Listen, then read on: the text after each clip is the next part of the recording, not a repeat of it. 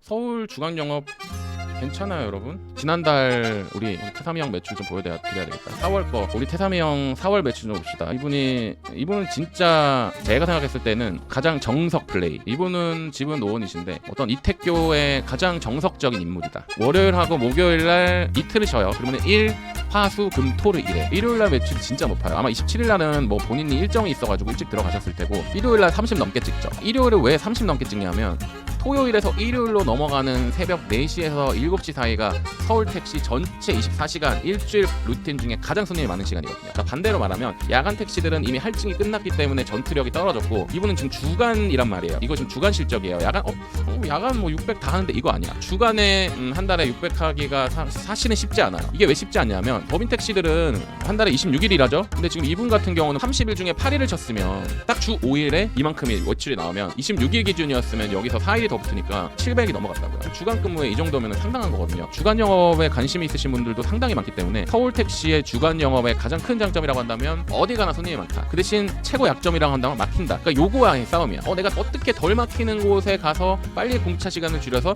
손님을 가장 많이 태우고 나올 수 있는 방법을 찾으면 주간 근무도 재밌어요. 그리고 밤잠을 잘 수 있다라는 거. 서울 택시의 주간은 어마무시한 장점이 있다. 이 주간 매출에 기인하는 거는 외국인들도 한몫하고, 그다음 우버콜들도 상당히 많고, 공항으로 가시는 분들도 많고, 그다음에 따당, 경기도 갔을 때 따당되는 시간들이 많아요. 경기도 택시하고 서울 택시하고 차이점은 뭐냐면, 경기도 택시들은 특정 지역까지 가는데 서울보다 요금이 좀 더 비쌀 수는 있어. 경기, 나형, 가형 해가지고. 예를 들어서 여기 하남 광주 택시가 송도를 들어가면 10만 원이 나오는데 송도 가서 따당할 확률 0%예요. 거의 없어. 하지만 서울 택시가 송도에 들어가서 따당할 확률은 한 20% 정도 되거든요. 그러면 서울 택시들은 경기도 하루 저녁에 3-4번 나가면 한 번에서 2번 정도는 따당이 될 수 있을 확률이 좀 높다. 특히나 주말엔 더 높다. 이런 장점들이 있기 때문에 여러분들이 이 시세 방송을 보면서 원론적인 것만 보지 마세요. 다른 지역의 이런 장점들도 볼 수 있으면은 저는 참 그게 좋을 것 같다라는 생각을 저는 합니다.